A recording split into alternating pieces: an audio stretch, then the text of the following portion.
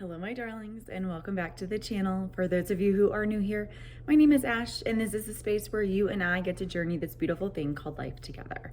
So pull up a cozy seat, get something good to drink, because today we are diving into shadow work. Shadow is a journey into a deep realm of self-discovery that can, and more often than not is, incredibly transformative, helping you to unlock hidden potentials by healing old wounds, leading you to lead a more fulfilling and authentic life. So the term shadow work was actually derived by the renowned psychologist Carl Jung, who some of you have probably heard of and are familiar with. And he believed that each person had a shadow self or a shadow part of themselves. And what this shadow self is that it's just the characteristics, the traits, the emotions that essentially we are taught in childhood or throughout life that we need to suppress. So we need to be ashamed or embarrassed, or these are characteristics of ourselves that we don't want to expose to the outside world, to anyone or any circumstance that we come across.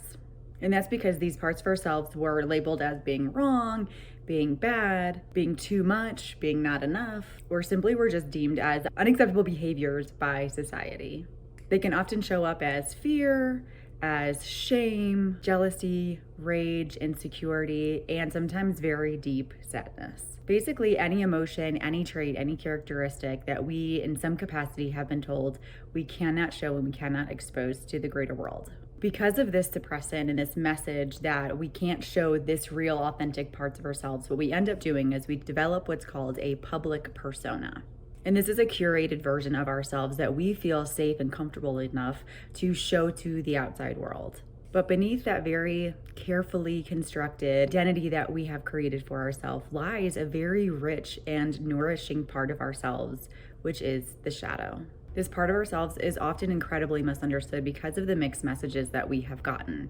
The mixed messages that although this is an authentic part of ourselves, the outside world doesn't want to see it because someone told us the outside world doesn't want to see it, or the society tells us the outside world doesn't want to see it. And this part of us is often that still small voice that whispers to us when we're feeling activated, when it aches to feel seen and heard and understood, and even sometimes sabotages our plans and our efforts when we're working towards a goal or trying to grow personally.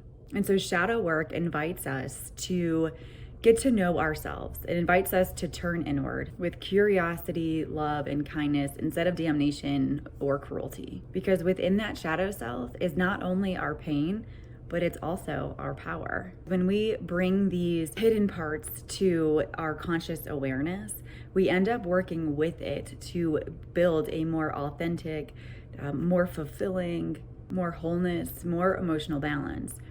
By bursting that door open, so many things become possible and available to us because now we're looking at accepting and loving our whole being and not just the part that we think or we feel or we've been told is the best parts. And here's the thing too, just because we've been repressing these parts of our shadow selves, these identities that we think aren't good enough, it doesn't mean that those parts go away or they disappear. They're still with us. They're still showing up in different ways. The shadow doesn't vanish. Instead, it just says hello in ways that end up wreaking havoc on our lives. One of the more common versions of this that we see this is through projection. Projection is when we basically assign or put an identity or a trait on another person because it's a part of ourselves that we feel disgraced or disowned with. It looks like constant judgment, it looks like criticism, or high tension in relationships where tension shouldn't actually exist. For example, let's say you're struggling with insecurity, but you're not really or fully aware of it, or you are, but you just don't want to admit that you're experiencing that. Instead of seeing that trait within yourself, what you end up doing is you end up seeing other people as being arrogant, attention-seeking, or even not trustworthy, even though there isn't any evidence to prove that these behaviors or these characteristics are valid. That's projection showing up. And what happens when we're doing shadow work, we turn inward and we analyze it a little more clearly and we say, is what I'm feeling about this person really about this person? Or is this something that is being activated in me? And that's a lot of the tall tale signs is if you're feeling activated by another person for a specific reason, normally it's because your shadow self is trying to get your attention. So when we start pulling in and taking responsibility for those projections, when we start making them our own because of that internal work, what happens is that we're starting to understand where they're coming from. And we're not just healing. In that process, we're becoming more aware, more whole, and more connected to the truth of who we are. Shadow work is a personal journey. It is not a one size fits all, because there are so many different ways to do this type of work. So here are a couple of things that I do to do shadow work for myself. The first one is reflective journaling. Writing is not just an expression, it's an excavation.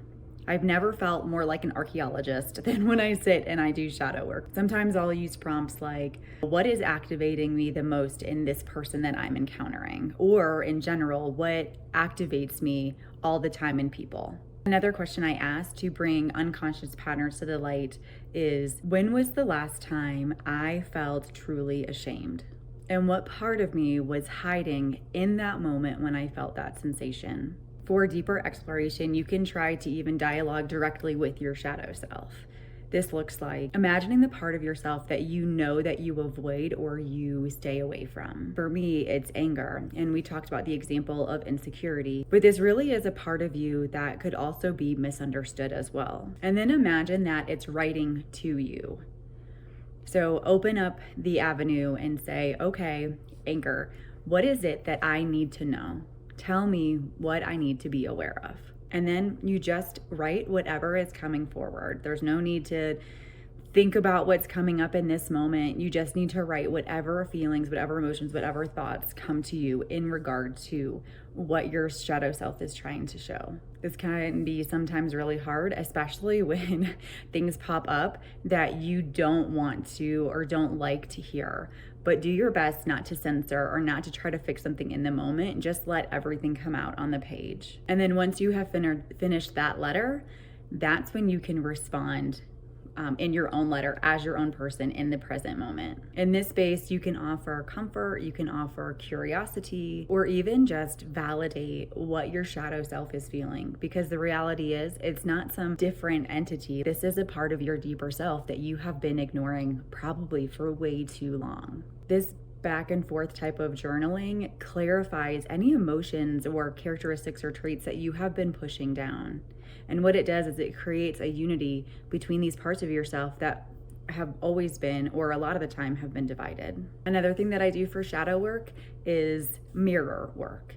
And mirror work is one of the most honest practices you can do with yourself. Mirror work is one of the probably most uncomfortable practices that I felt when I was first starting doing it. It's become much easier now, but it's because it's just you and your reflection. There's no distractions. There's nothing else to keep you unfocused. It's just you and yourself. For me, this looks like standing in the mirror, looking myself in the eye, and then speaking whatever truth comes forward. And these aren't just affirmations of positive things that I see about myself. This is also sometimes the hard truth, the things that I don't want to admit. Again, I just show up ready to say whatever needs to come out. And it can be kind of brutal sometimes, because typically when I'm allowing myself to be vulnerable, what comes out are the things that I don't like about myself. So I'm highly emotional and I'm overly sensitive. I can be very needy because I have codependency issues. And then sometimes I'm also overreactive. These are things that my shadow self, or these are things that are part of my shadow self, because I was told for so long that this part of myself wasn't good, that it's not what people wanted, that it wasn't how I was going to obtain love, which is, for me, because of my childhood and my life experiences and my personality type and all the things that make me who I am, being loved is one of the most important things to me. But what I do is I speak these things out loud. I give them a voice, and then I just pause. I let the words linger in the air. And then I pay attention to how my body is responding. Am I feeling any physical sensations? Are certain memories coming up because of this truth that I've just spoken? And then I'll ponder on the questions of, where did I learn to hide this part of myself? And how has hiding this part of myself kept me safe? And by hiding this part of myself now, does it still keep me safe? If so, in what ways? And is that actually true? The goal here is not to get rid of these emotions or these parts of yourself that you don't like. It's to understand it. It's to put it all out on the table and take a closer look at why I feel ashamed for any of these things. Because what they do is they make me who I am. And by denying that, I can't be my full self. And neither can you. The real objective is to integrate these parts of myself with compassion. And you have that same ability and same opportunity to do the same.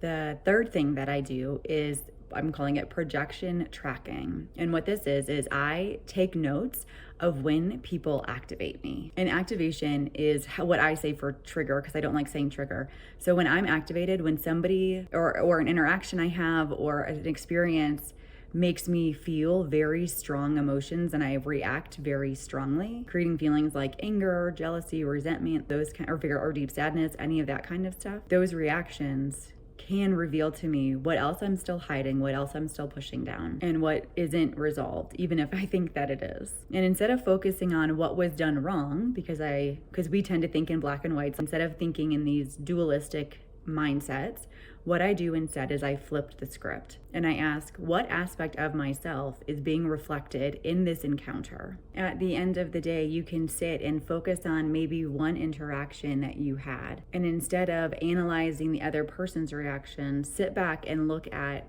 what was stirred up for you. What did that situation reveal about you? What emotions or beliefs were brought to the surface because of this encounter and this experience? And what is that experience inviting you to see, inviting you to heal, inviting you to come really close to, so that you could end up using it for your good instead of just throwing it on the pile of frustration? This practice in no way, shape, or form is about placing blame on one person or another. It's about deepening your self-awareness and taking ownership of how you are feeling so that you can grow through that. Shadow work practice number 4 that I partake in, and it's actually one of my favorites because it doesn't feel as analytical, and that is creative expression. Art can access emotions that language sometimes can't access. And all this practice is creating freely, whether that's drawing, whether that's painting, whether it's creating a playlist. Create without having any agenda, without having a specific outcome in mind. Let it be an expression of all of those emotions you have where you feel unwanted, you feel misunderstood, or are just hidden. And then once you have finished this endeavor, then sit back and just take a look at it. For me, this is painting. I love to paint. When I feel the most free, when I feel the best, is when I just sit down, I look at my paints, and I put whatever kind of comes out freely. Giving yourself this chance to let your shadow self express itself without, again, trying to keep it wrapped down, without it trying to look beautiful or presentable. This is just for you. And giving it a voice in this way can also help you stir up some things that you just didn't know you were carrying. The 5th shadow work practice I partake in is embodied shadow work. Emotions are not just in the mind, they are heavily embedded in our bodies as well. Often the feelings that we have are stored in our body as tension, as pressure, as pain points, and sometimes even illness. Practices like intuitive movement, breath work, or somatic experiences allow us to feel where the shadow or even where our emotions are hiding and hanging out in our bodies. For me, this looks like belly dancing, doing yoga. I've been stepping into sensual dance, stuff that allows me to kind of move in ways that I don't normally move throughout the day. I'll also partake in this when any type of strong emotion pops up for me. So if I'm really angry in the car, or if I'm feeling very insecure, what I'll do is I'll move my body in a way that makes me feel like I'm coming alive, or lets me express it in a way that's safe. A lot of this has to do that when you feel that emotion, you have to take a pause and notice, where is this in my body? And then how can I move that body part in a way that will allow that energy that's festering, allow that to move, because energy always wants to flow. And so how can I move my body that will allow that energy to flow through and then out of me? Sometimes this isn't just movement, also sometimes it's breath. Our breath is such a powerful instrument, and we don't even realize how much we take it for granted or how we can use it to our advantage. That's why I have so many meditations on the channel too, is because breathing and connecting to that which is breath is life. That's a that's a very real thing. We can't live without our breath. And so if we just take a moment to tune in, doing box breathing or taking deep breaths so we feel it throughout our entire bodies, that helps to also move that energy, allow that energy to flow. Because the more that we hold on to that, the more that we keep it close, the more that the energy will tighten, which is why our shoulders and our necks hurt, or why we have so much tension in our hips or our hamstrings. Shadow work practice number 6 is inner child work. A lot of when our shadow self developed was through childhood experiences. This was the time that we first learned how to suppress or reject parts of ourselves, because innately we just want to fit in. We want to follow the rules. We want to be good. The next time you sit to journal, set some time aside and bring up a moment that you remember in which you felt like you were told to sit down and be quiet, or you were told not to be yourself, or that you couldn't be or act or speak in this way. And when you're in that moment, when you bring up your inner child, in that moment, give them what they needed to hear at that time. What did they need to feel? What did they need to experience? As that emotion comes up or as that memory comes up and you relive some of those emotions, remember what you needed in that moment and then give your inner child that. This isn't about correcting them. This isn't about explaining why they couldn't behave that way. All you have to do is just give them what they need. For example, for me, in a recent sit down doing inner child work, my 6 or 7-year-old self came up to me and relived a pretty traumatic experience. And instead of me explaining to her what was going on, because at 6 or 7 she couldn't understand the strain of being an adult, instead of me correcting her, what I did instead is I stood beside her, I comforted her, and then I let her take the lead. And all she wanted to do was go play soccer. And so that's what we did. In my visualization, we played soccer together until she was content enough to disappear. She didn't disappear, she basically integrated into me. But she basically was fulfilled in that moment because all she wanted was someone to play with her. For inner child work, just like doing shadow work, there are many ways that you can do this. And it could be through visualization, like I just shared. It could be by writing the memory out as if it's a screenplay, but instead of you controlling what's written, you just write whatever comes to mind and whatever you're seeing or hearing, just let it come out as it's being played out as if it's a screenplay. Or you could also record a voice memo in which you are sharing about any feelings, any emotions, any experiences from the viewpoint of your inner child. All of these ways, and probably so many more, are how you can connect with and heal and work with and provide what your inner child is needing. And then the 7th practice is dream work. This is one that I don't do as frequently, but I still think it could be really great for those of us who dream or are lucid dreamers. Often our unconscious mind speaks to us through our dreams, giving us a glimpse into our shadow. The characters, emotions, situations are often reflecting parts of ourselves that we have been pushing aside. So for example, let's say that you are having a consistent dream about this dark figure chasing you.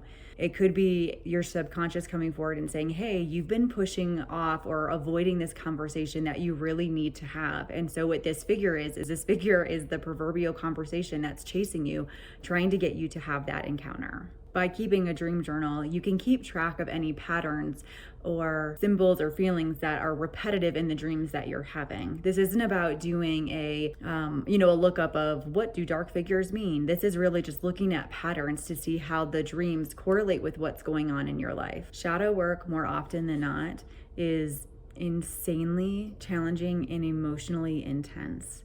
But these aren't bad things. So much of our society tells us that we have to suppress strong emotions or hard work unless there's some huge reward or promotion at the end of it. And shadow work does that for yourself, except it's not going to be a huge external reward. It's going to be an internal knowing of yourself, which will definitely have external responses and rewards in its own right. But sometimes the work we go through when we do this isn't like how it is when people get to clap and say, great job. And it's so important to step into this work with grace and with compassion and with understanding that it's not always going to be easy and that it's going to take a lot out of you. And this is because you are exploring parts of you that you have kept hidden or ignored or didn't actually even know you had for a very long time. Be gentle with yourself and celebrate every step along the way. And remember too, if this process becomes too emotionally overwhelming, you can always seek professional help. You don't have to do this alone. You don't have to walk this path without assistance. You are worthy of getting help. You are worthy of having someone hold your hand and navigate these spaces with you. Like I said before, shadow work is an ongoing journey. It is not a destination. It's a process of continual self-improvement, self-growth, self-awareness. And by embracing your shadow, by showing up for yourself in this way, you unlock hidden potential. You unlock hidden characteristics that you didn't know are actually for your betterment. You heal old wounds, which makes it so much easier to forgive, to let go, and to move on. If you don't know who you are, if you don't know what matters to you, then it is impossible for you to show up and be present with anyone or through any circumstance. So right now, without doing this shadow work, you're not showing up fully for the people around you or even for the circumstances or the experiences that you're having, which isn't anything to be ashamed of. It's just saying, could you imagine how much more fulfilling, how much more rejuvenating circumstances could be if you could show up with every part of yourself? I hope this video makes you feel encouraged and not discouraged. There are so many ways that you can show up. There are so many ways that you can love on yourself. And this is just one of the most profound ones that I have come across. My darling, you are worthy of living a beautifully full, restored, and sensual life. And until next time, I'm holding you in the light.